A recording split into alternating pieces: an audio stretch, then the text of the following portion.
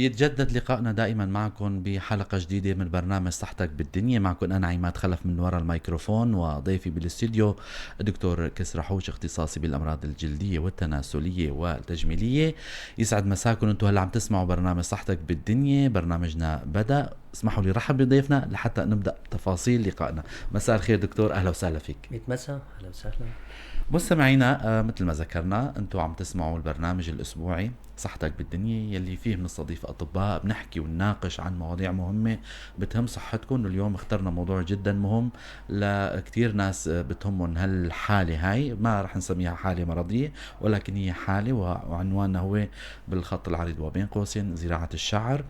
كتير بنحاول رح نناقشها. بشكر زملائي بالكنترول والبث المباشر، طبعا شيرين ومروان. وخلونا نبدأ لقاءنا، لكن بالبداية رح أذكركم إذا فيكم تنضموا لنا تأغنوا لقاءنا. أي سؤال بيخطر على بالكم 429 101 أو على صفحتي الإذاعة راديو بوير وبوير عربي عبر كومنت. رح نكون مسرورين جدا لما بتسألوا ورح نجاوب على أسئلتكم. اليوم مثل ما ذكرنا دكتور كسرى اختصاصي بالأمراض الجلدية والتناسلية والتجميلية، رح نحكي عن زراعة الشعر. شو هو الشعر؟ شو أسباب تساقطه؟ التقنيات حاليا يعني متوفرة. بالبداية كتعريف ومدخل لحديثنا دكتور. هو الشعر جزء مهم من جسم الإنسان. يعني الشعر بنفسه شو هو؟ مادة بروتينية هي في له جزئين، جزء حي وجزء ميت. الجزء الحي بيبقى جوات الجلد داخلي، يعني طبقة الأدمة، والجزء الميت الجزء الفوقاني. يعني الشعر يبلش يطلع والطفل لسه جنين بطن أمه اعتبارا من الشهر الثاني، يمر بعدة مراحل وعدة شو اسمه. هلا اللي يهمنا الشعر عند الكبير وعند شو اسمه. الشعر بتطوره، كل شعرة بتمر بثلاث مراحل. شنو نسميها؟ مرحلة النمو، مرحلة الاستقرار، مرحلة التساقط. يعني يجينا واحد يقول شعري عم يتساقط. إجباري كل الشعر اللي في جسم الإنسان مو بنفس العمر. لو نفس العمر تشوف مرحلة كله شعر، مرحلة كلها صلعان، ما في شعر بكل الجسم. أيوة تمام. بجسم الإنسان حوالي 5 مليون بصلة أو جريب شعري، منهم من 80 إلى 150 ألف شعرة بس بمنطقة الفروة والوجه. تماما. بكل سنتي مربع من الفروة تقريبا شيء 800 شعرة فيها، يعني كثافة عالية يعني. هذا هو الشعر بشكل عام. الشعر كعضو في له أمراضه، أيوة، في له مشاكله، ونشوف ايش اسئلتك وايش اسمه. اكيد دكتور، لو نحكي هيك خلينا نفوت بصميم حلقتنا اليوم. المدخل كان جدا رائع وحلو، وبظن المعلومه وصلت للمستمعين. انه نحكي عن تقنيات الموجوده عندنا بمدينه قامشلو. طبعا من المعروف انه حضرتكم بتديروا مركز معين بمدينة قامشلو، وهالمركز هذا فيه له خدمات كثيرة، من ضمنها زراعة الشعر. لو نحكي عن زراعة الشعر وتقنيته الحالية. طبعا هو الشعر كتقنية مجددة هي، بس كل ما الزمن يتطور كل ما التقنيات تتطور وتصير أشياء جديدة. الشعر لمين ينزرع وبأي عمر ينزرع؟ تماما. مو بأي عمر نقدر نزرعه. يعني يفضل انه الانسان يكون بالغ راشد مشان يقدر يتم فيه. يعني بال 18 وفوق واحد يقدر، بس بهالعمر الصلع الذكري ما يبين كتير وما بيسمع. تماما. بتقنية الزرع في شروط لازم تكون متواجدة. اسمه الشعرة ما نجيبها من الصيدلية ونزرعها. صح. الشعرة لازم تكون الإنسان عنده شعر. المنطقة القفوية اللي الخلف الرأس، يعني هالمنطقة تماما. هاي نسميها المنطقة القفوية. إذا فيها شعر نقدر نزرع، نسميها نحن بتقنيات الزرع المنطقة المانحة اللي تعطي. في هنيك نزرع الشيء من المنطقة المانحة نزرعها بالمنطقة اللازمة. أغلب اللي يزرعوا يعني يزرعوا بمقدمة الفرو من قدام من هون يزرعوا إيش اسمه. في كتير تقنيات وتطورت مع الزمن. يعني قبل كان ياخذوا يسموها تقنية الشريحة. ايش الشريحة؟ كان ياخذوا قطعة من الجلد كاملة تماما ويقطعوها قطع ويزرعوا يجوا يعملوا ثقوب بمقدمة الشعر ويزرعوها. تقنية كتير ما كانت حلوة يعني. نعم. مثل في هون في شوي هون في هون شوي بس هونيك. بدائية ما كانت بدي ربما. ادخل بالتفاصيل هيك كتير وقت الحلقة قصير ايش اسمه.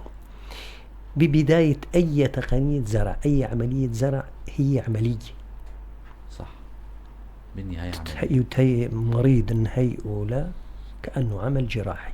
تماما. كل الفحوصات اللازمة ينعمل بالأول الدمويات العامة، وأهم شيء نحن موضوع الكبد، ما الكبد والأمراض اللي تنتقل عن طريق الدم وش اسمه.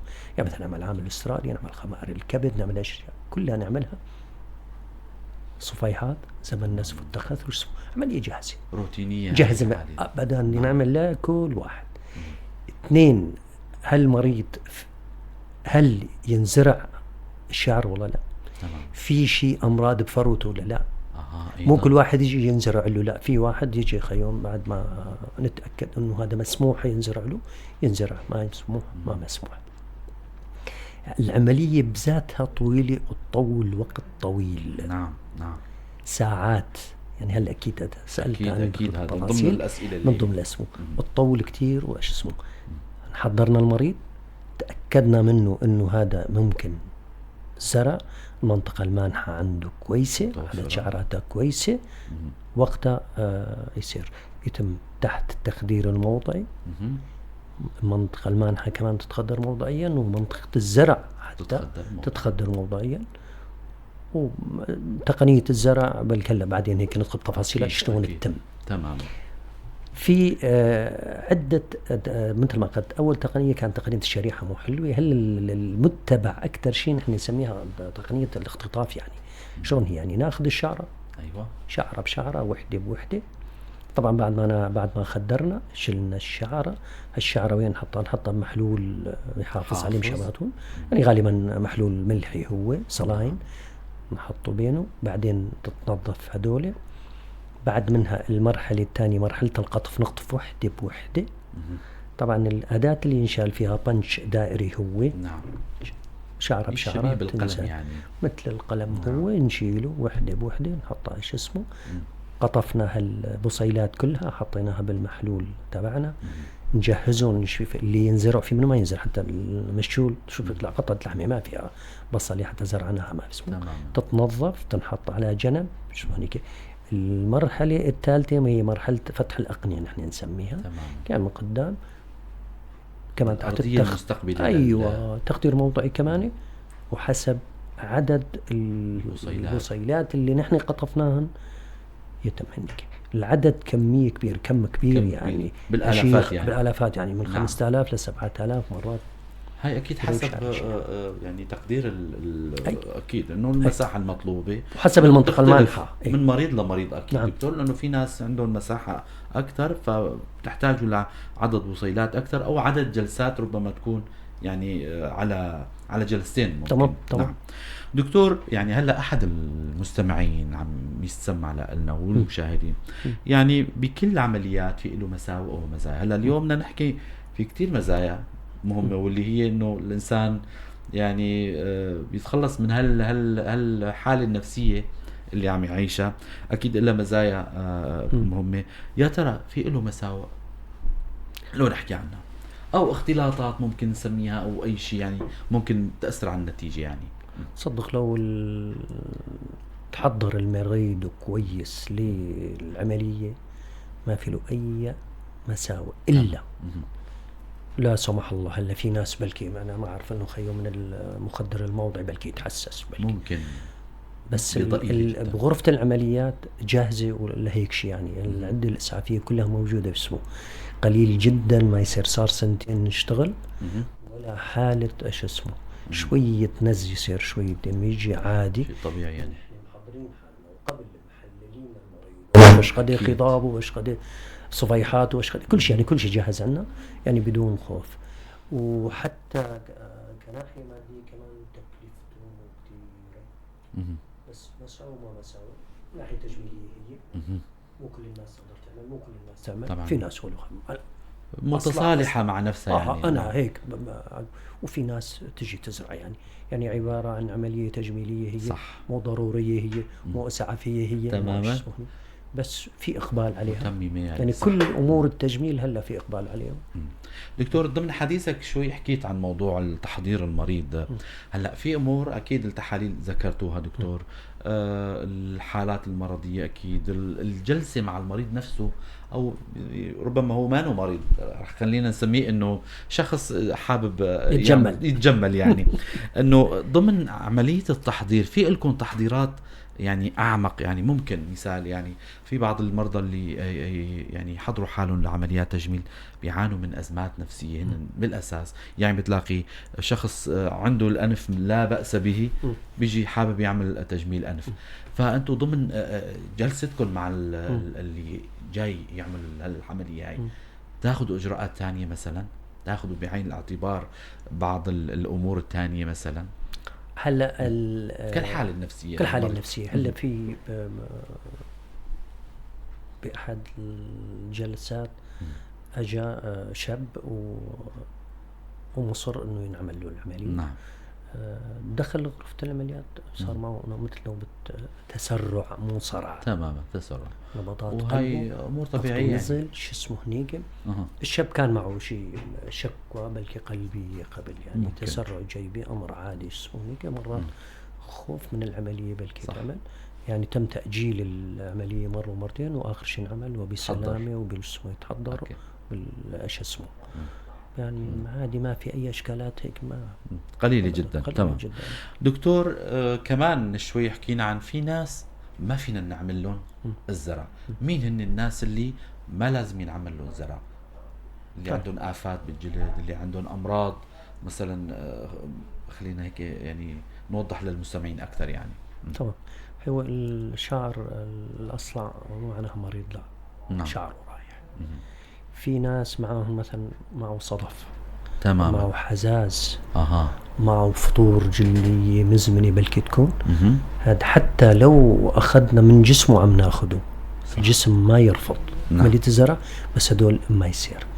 مريض لا سمح الله عامل جلسات كيمياء وأشعة، مصاب بمرض خبيث، شعر لحاله يهر، هذا لازم يستنى. الشعر بده يرجع، أنه ما يستعجل عليها، يساوي العملية كمان ما ينعمل له. هو أن نتأكد أنه جلد سليم وبده يستقبل سليمة، يعني هالطعم، هالغرسة، هالزرعة، هالشتلة، سميها كتير تسميات. تماما وقتها جنزرع.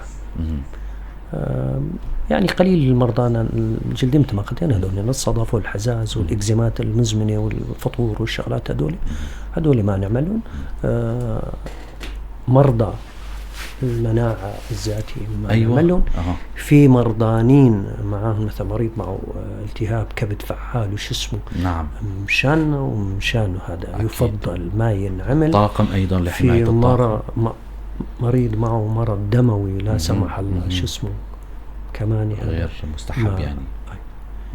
نتأكد من المريض بالأول كل أموره سليمة مخبريا صحيا شو اسمه.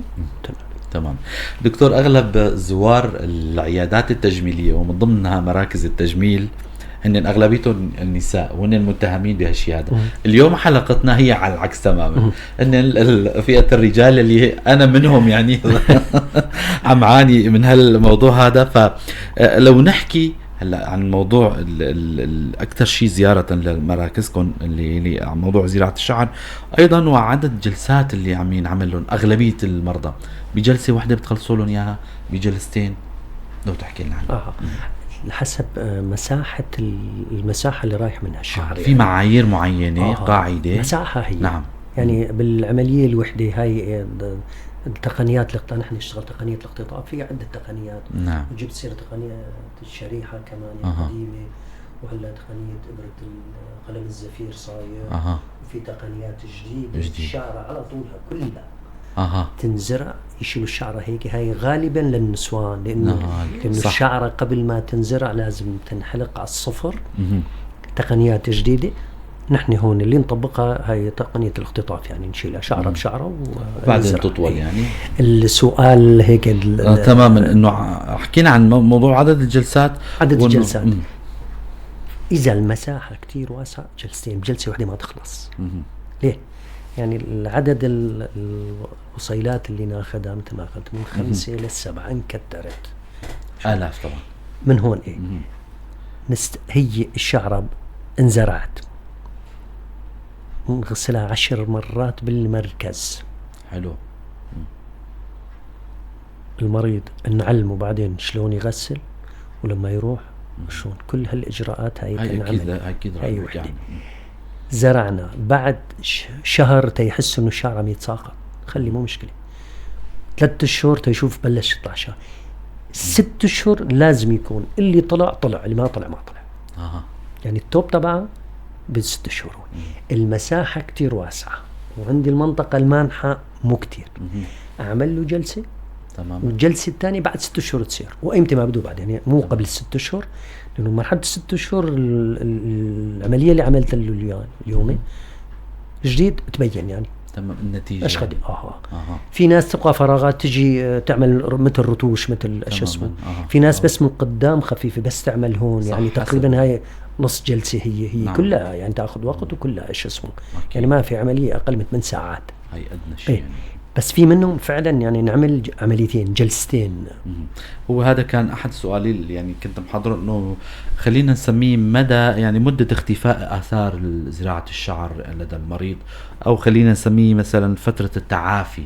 هي ذكرت انه هي 6 شهور، بعد ال6 شهور دكتور بتبين النتيجة يعني ان شاء الله. تماما. يعني هل لو كان في اسمه كان نقلنا الصور على تماما والله يعني بس هاي راحت من بالنا. هاي ما ايش اسمه، هي مثل ما قلت يعني هو اول يوم يومين جرح، هو لا اسبوع بس ما طاب الجرح خلص، يعني كله اول يومين شويه وجع بعدين الامور عاديه. يعني دكتور ضمن الاثار الجانبيه هيك في شويه وزمات بتصير يعني بسيطه خفيفه، هي تصير ننبهون. نعم ننبهون. في منهم بنشوف اسمه مرات حتى في منهم نضرب كم ابره التهاب كمان، يعني لازم روسيفليكس يعني. روسيفليكس اسمه بس يعني الامور طبيعيه. اهم شيء النظافه تماما. ومثل ما قلت يعني عندنا بالمركز، وهلا بدي اقول وين عم نشتغل يعني. نعم.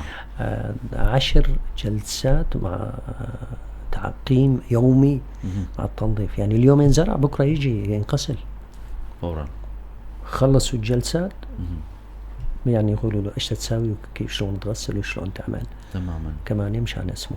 بس مثل ما قلت يعني فترة الشهر 2-3 المنطقة القفوية يكون اندملت وراحت وكلها. بعد 6 شهور كمان نقدر ناخذ منه ونزرعه ويقدر يعمل مو مريض المجمل اللي بده يعمل بعد 6 شهور يقدر يعمل جلسة تانية ويعمله. حلو. نوجه تحية للمستمعين والمشاهدين اللي عم يسمعونا. انتم عم تسمعوا برنامج صحتك بالدنيا.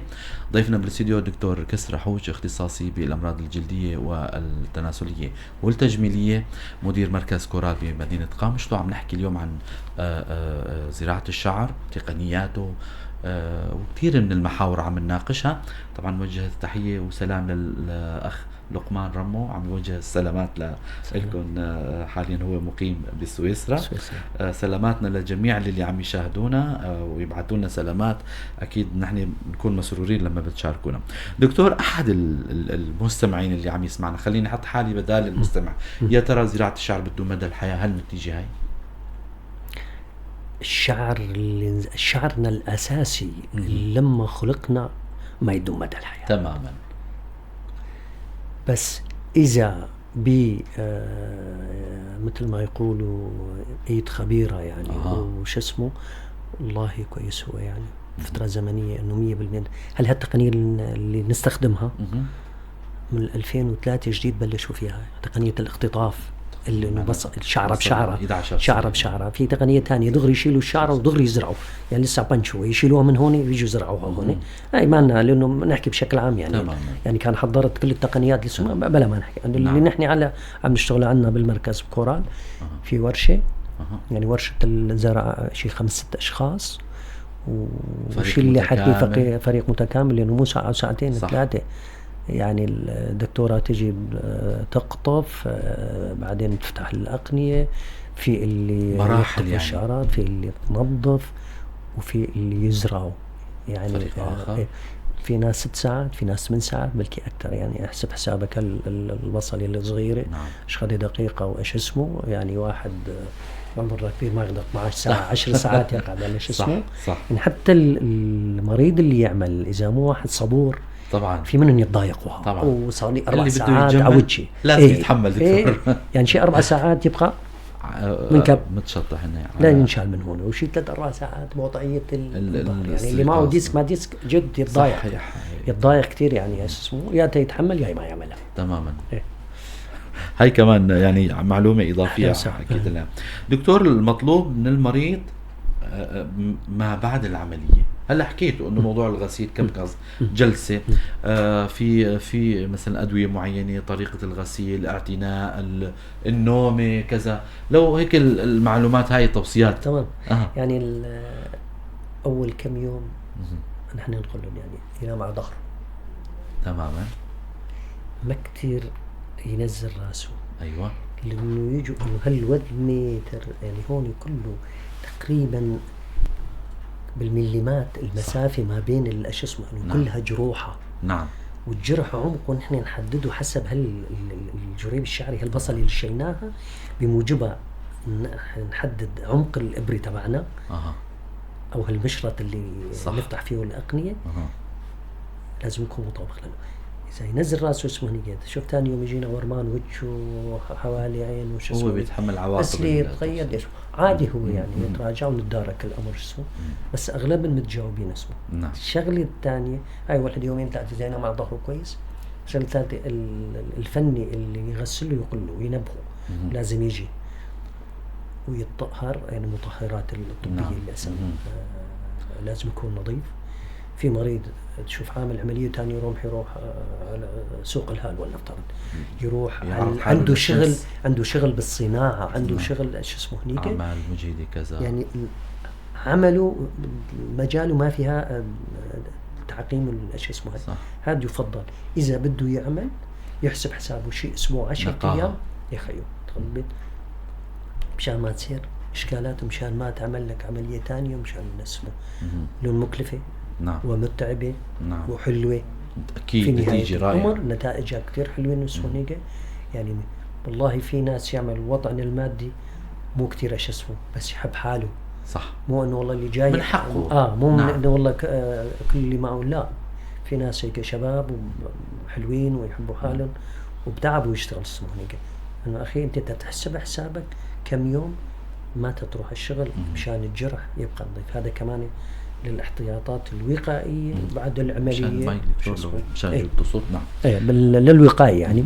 شو غير هاي دكتور، انه مثلا في صدات يضل ياخذها مثلا خلال فتره يعني معينه، اذا اعطيناه الماده اللي راح يغسل فيها بالبيت مثلا هي في ماده معينه ولا هو في رغوه خصوصيه للغسيل. اول كم يوم اول 10 ايام رغوه هي صابونه هي اكيد تماما الرغوه هي ماده قلويه نحطها هاي شيء مثل شيء 5 دقائق 10 دقائق اسمه، وينغسل بعدين بالبخاخه يعني لمس ما في لمس ممنوع. سيروم ملحي هو واسمه يقول الفنيين تبعوت المركز هن اللي يغسلوا بعد 10 ايام نعلمون يضل هو يتابع يعني غالبا شيء شامبو اطفال جونسون هامون يعني هاي ما يعرض حاله على اشعه الشمس ما يتعرض الحر ما يتعرض ما يلبس قبوعه ما يلبس ايش اسمه يعني. من مدة اجى شاب عملنا بعد يومين سافر وشاب عرفه وابوه حكي معي انه فلان سافر وهذا بسيمال كهوه وصار له 4-5 ساعات بالشمس.